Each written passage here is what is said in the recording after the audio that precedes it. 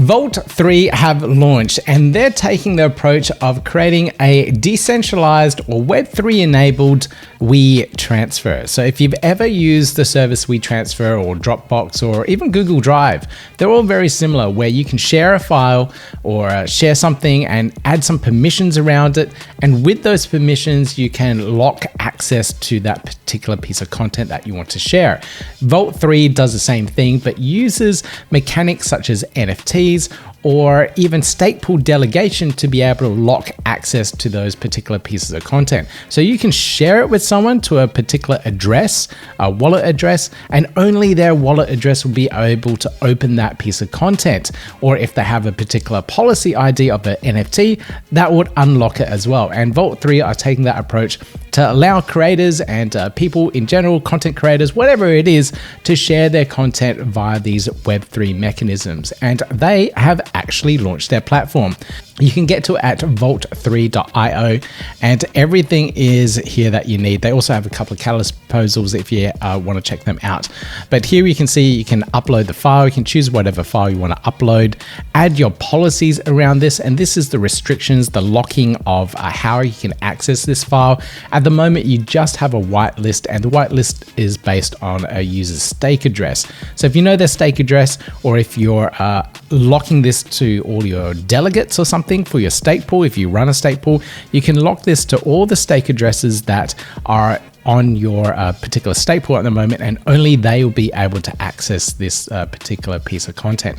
So lots of really cool mechanisms around it. And if you've ever used WeTransfer, very similar design here. This is WeTransfer here, and you can see a similar approach, upload files, but then here you just simply put in the email address of the person and a message that you want to put to that particular file.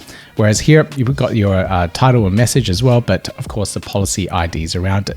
So the team have launched this. You can go ahead and use this and come up with some really cool and creative ideas around it. Now, in this interview, I have Carolina and Vito joining me to talk all about it, give us a little bit of a demo as well, and take us through the future of the project. So pretty excited to have them on the podcast to talk all about it and educate you guys on how you could potentially use it in your future projects too.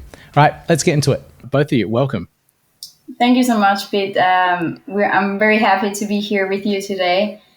I'm just gonna to introduce myself a bit if you guys don't know me. I'm known in Twitter or X as La Petite Data, but my name is Carolina. I'm based in Switzerland, and I started to invest in blockchain in 2020, and it has been an incredible journey since I changed to Cardano. And after watching Charles' White video, it was like a no-brainer for me to change what I bought first, which was Ethereum and Bitcoin, to the most incredible ecosystem, in my opinion. So thank you very much. It has been a great journey. Community is incredible. And that's like me, petite introduction. And what about yourself, Vito? How did you find yourself in the Cardano space?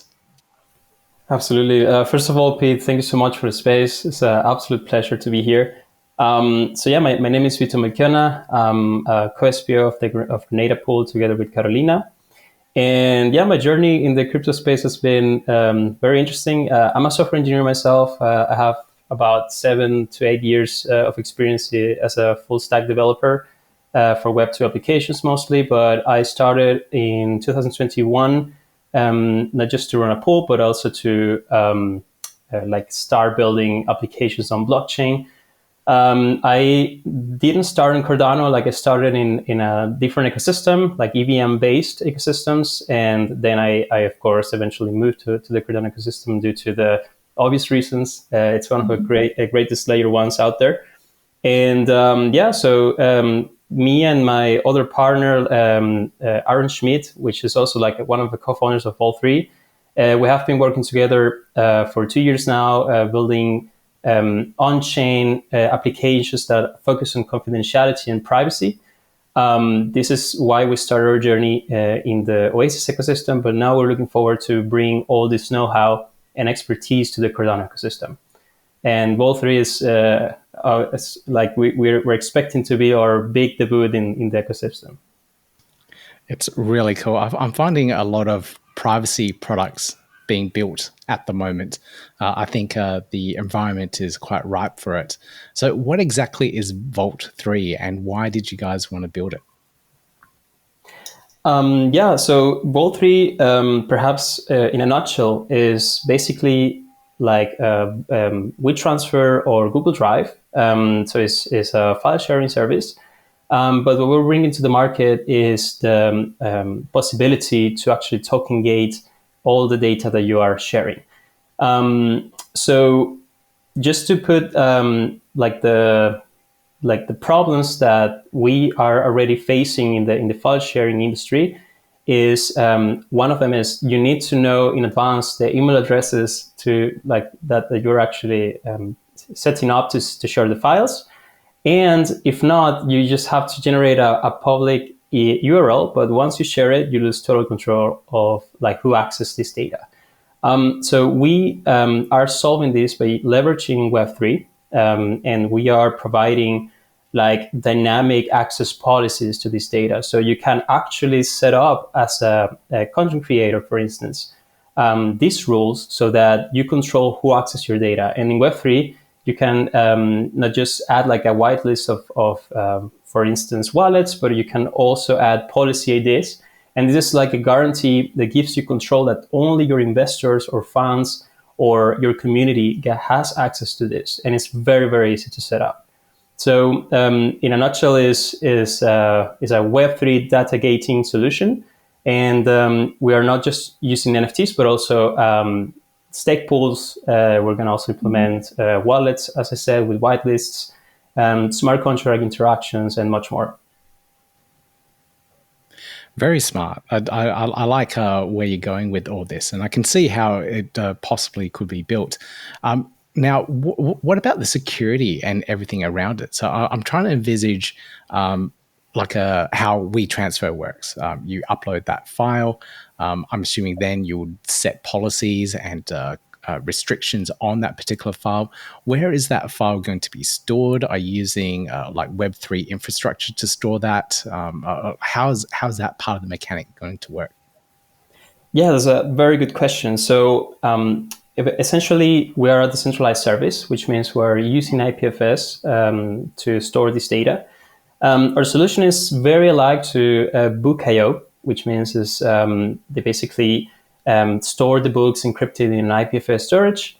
However, we are aiming to become a trusted solution in the future. So we do have a good idea how to do this, because now our challenge is also a challenge that Book.io is facing, which is who manages the encryption keys, right? Yeah. And this is a very interesting topic. We learned this in the Oasis ecosystem. It's possible to delegate this key management to a smart contract. However, we're very looking forward to see what the Cardano ecosystem or IOG delivers with Midnight, to see if they also provide this kind of infrastructure so that we can migrate the key management and become a truly trusted solution. But yeah, like at the moment we're just using IPFS, is encrypted, and we are basically the service that connects creators with all of this infrastructure so that they can share files and information with using Web3 elements with their communities. We are also in talks with Iagon, since they are building a fantastic infrastructure, also from the compliance perspective, to be like truly confidential, truly private, and truly decentralized. So the idea is to work together with them and also use their infrastructure so that we can, onboard more people and creators to use their infrastructure in the future. However, for the first steps, we're definitely just to do a quick launch that is safe enough, that is stable enough, and we're using IPFS for this. Yeah. Very nice. I love that partnership with Iagon as well. It just totally makes sense using their decentralized storage solution to make that all come into play, and having Midnight wrapped in there with the part of the encryption side of things. That sounds pretty good too. But I've heard the timeline for Midnight is quite long. It may not come out till sometime next year, so we may not see our own privacy chain come to light for quite a while. And there's a very vague in regards to how it's all being pieced together as well. But I guess we'll find out a little bit more soon. Absolutely. Now, how is the platform being built? Like you mentioned smart contracts. Does it need smart contracts with all of this? Is there a specific language that you decide to build with? Like, I'm getting a little bit technical here, but I'd love to know. No, it's totally fine. Maybe Carolina can still take over this. I think I will give this to Vito because he's the IT expert. We can give you also a sneak peek if you want to. I'm sure Vito is prepared for that as well. Yeah, absolutely. But yeah, like just to talk about the infrastructure and the architecture of the solution. So I would say it's a Web 2.5 solution because it doesn't really need all these smart contracts and a lot of interactions with like on-chain interactions. We rather are building a very flexible solution that allows you to not only connect wallets and also interact with some on-chain information to determine whether people have access or not to certain confidential data or exclusive data. We can also easily integrate other chains, which means for us is also very simple to onboard different chains to the solution.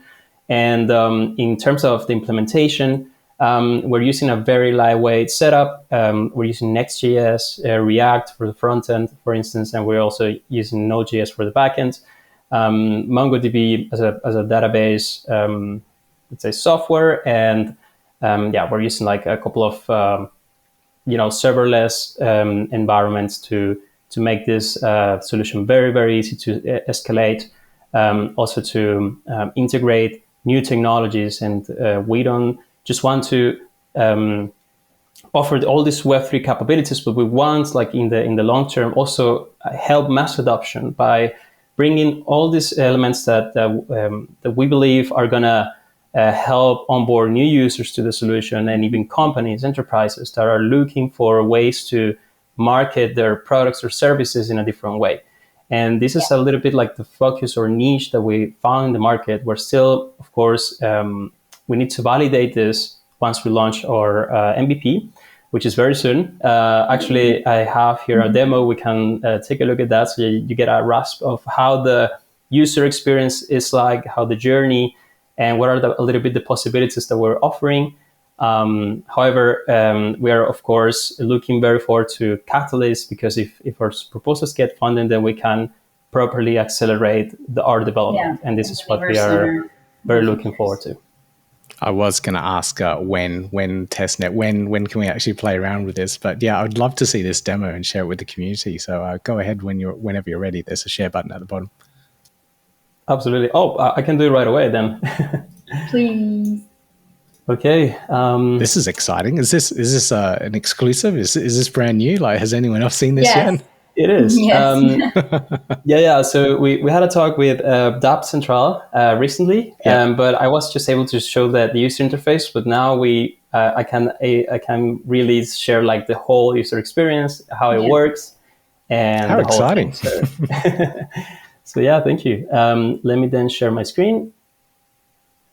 Okay, do you see the application? Yes.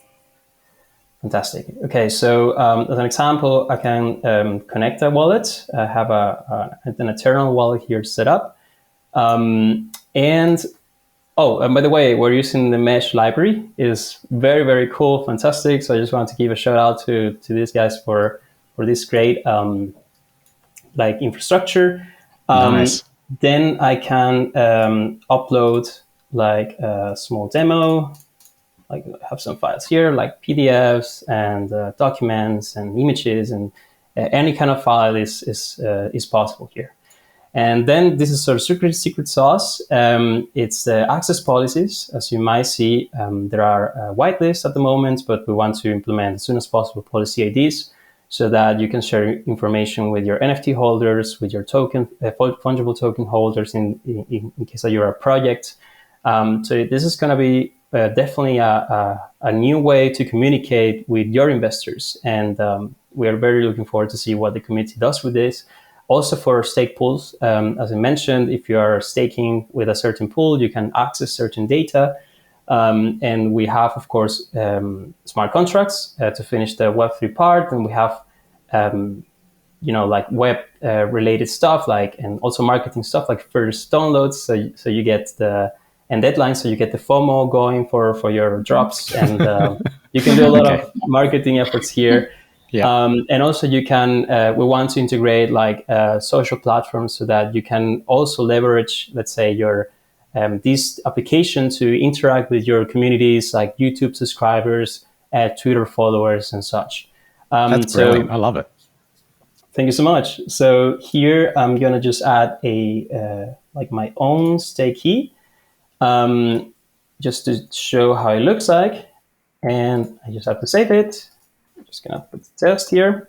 And just to show it, it's also possible to add call to actions so that, if someone clicks on your link, which you should then share in your public channels, then you don't lose a lead. If someone doesn't comply and cannot access the data, then you can also add this call to action so that they can, go to your minting place and, pick it up and be compliant to get the data. So in this case, I'm just doing it very simple. Then we do our magic in this phase. We're encrypting your data, storing IPFS, and once everything is done, then we generate an access ID. And here under your drop details, you can see everything that you shared, how many access policies, a little bit like the address that are there, so that you can double check, and also the files, how much storage you are using. And in this case, the bandwidth is also relevant because put in a nutshell, bandwidth means how many people downloads this data. So if you get 10 people downloaded these 3 megabytes of storage, then you have 30 megabytes of bandwidth. And of course, our pricing is going to be a bit around these metrics. And yeah, so once you have it, you can just copy this. Of course, I need to quickly delete the prefix because now I'm in my development environment. But this is how it looks like when you access when you receive the link and you click it there, and exactly go directly to Vault3. So right now you're connecting your wallet, and the DApp is checking your wallet to see if the stake key is correct to match it up with the access, right? Exactly. Yeah. Exactly. So we do check this access policy, and then if it's compliant, then we unencrypt the files from the IPFS storage. If there are several files, we just wrap it and pack it in a zip file so that it's easier to download, and then you get it. Okay, so I'm just signing with my password.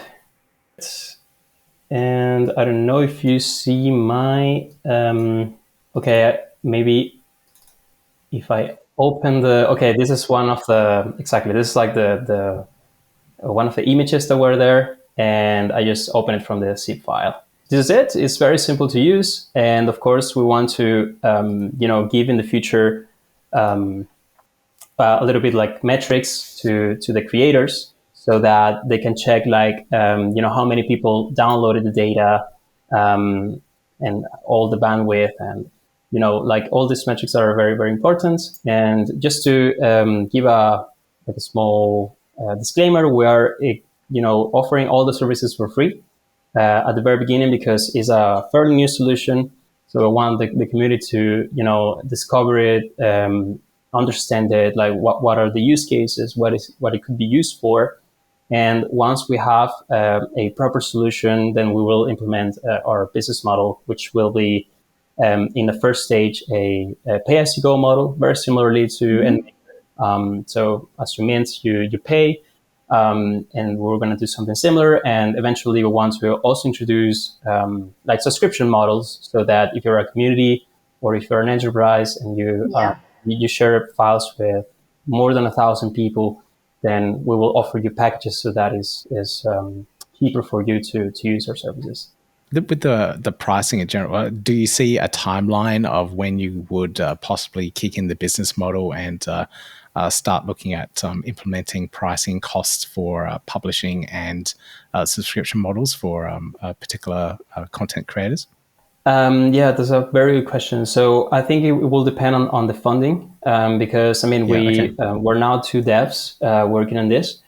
However, if we want like the solution that we have in mind with all the features, because I mean we don't want to charge for a service that is not complete. I think this will depend on the catalyst, and if like we have of course a plan B if we don't get enough votes and don't get funded, then we will definitely go for institutional investors. But the idea is that once we can deliver the community solutions so that you can use this tool properly to manage and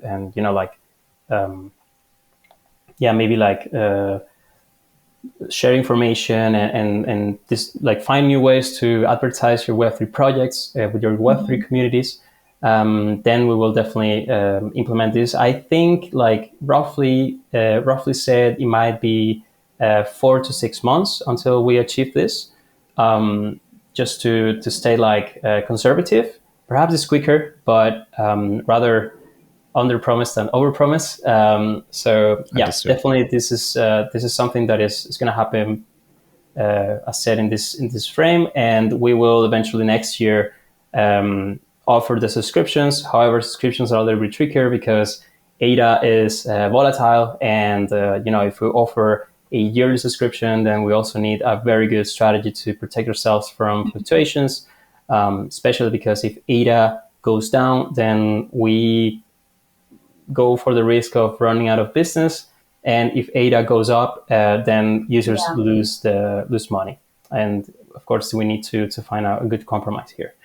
And just to finish the demo, I have now a different wallet with a different stake address.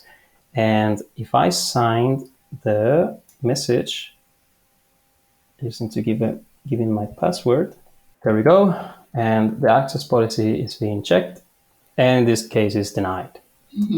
So this is, basically the whole experience. And in this case, I have a very generic message when there is no call to action. So get in touch with the creator of this space and try it again. And we, of course, put here Discover Vault3 for people that want to check out the solution. But the idea is that if you have your own call to action, then you will read it here under access denied, like you're missing this, or go to this website. And the bottom says like get access. And here's where you put your minting link, or you can just put your stake pool and say you have to stake with my pool and such. So this is basically it. This is the user journey. Very nice. It's very straightforward and very streamlined. So I like what you guys have put together. Now, what about your catalyst proposals? What are in the proposals and what you're asking for to keep the project going, etc.? Well, we have 2 proposals actually. One is a plugin with a maker, and the other one is like the main proposal. If you, Vito, want to talk about this and... just to dive into the technical a little bit. As Carolina said, our main proposal is basically our working product, our proper MVP for communities and individuals. And we're asking for 140,000 euros. Of course, we are, we made our calculations based on an ADA price of 0.15 euros per ADA. And we're all based here in Switzerland as well. Yes, exactly. So this is why our cost part of Europe. Exactly. So it's quite hard to build at a cheaper price. But we're confident that with this amount of money, we're going to be able to deliver a very cool product that is going to be very nice, very cool to use, very useful as tool for marketing Web3. And this as mentioned, like we are expecting to build the whole working product within 4 to 6 months. And then we have a plugin for Endmarker Studio. We're in touch with Patrick Tobler, as he wanted also a solution like this. So the timing was very, very cool. He told us like, yeah, please go ahead and build a plugin and create a proposal for Catalyst, since they have a challenge this for Fund 10. So the idea is that if you are using Endmarker Studio, you have your NFT collection, then you can add a RealFi utility to your NFTs in a couple of clicks. So maybe Carolina can talk a little bit about the use cases in this case. Yeah, of course. Actually, this is one of my favorite parts, because as a content creator, I absolutely love what we're bringing to Cardano, right? So, for example, imagine you're an artist selling your NFT or your music NFTs, for example, on the record store created by New and Maker and 6CD, right? And now you can like easily enhance your minted NFT with RealFi utility, as Vito already told you, by sharing it with your holders and fans.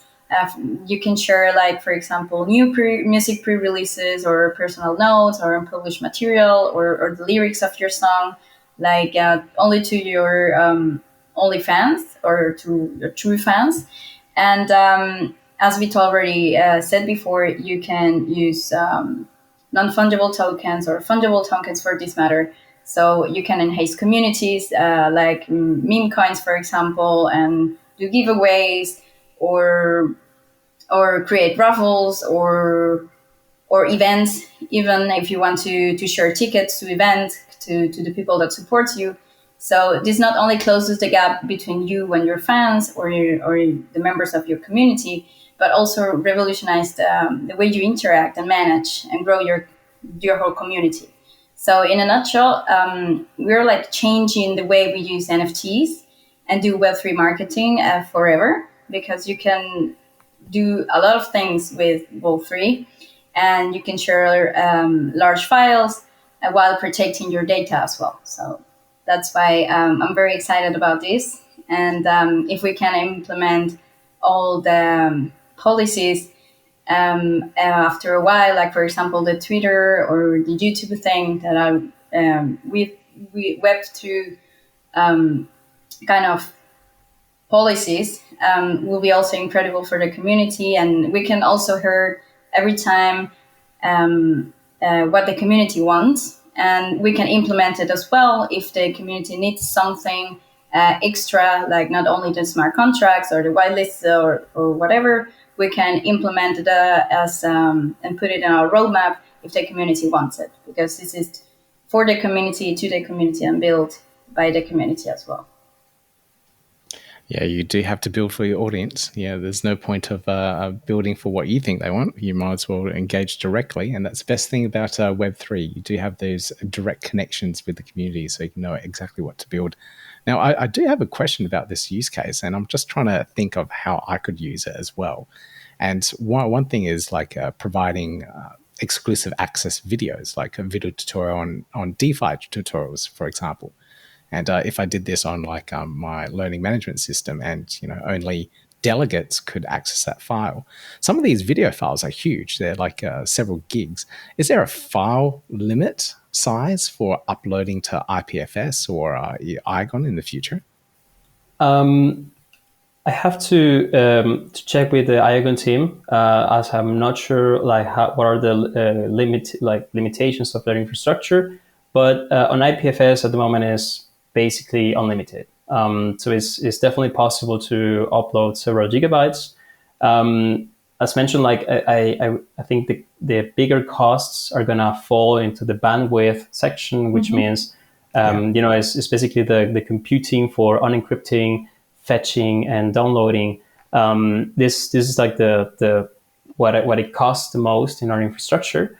But yeah, this is definitely a use case that is, in my opinion, one of the best ones. You have like, as Carolina said, like artists, content creators, but of course, even for courses, exactly, like learn something e-learning. new.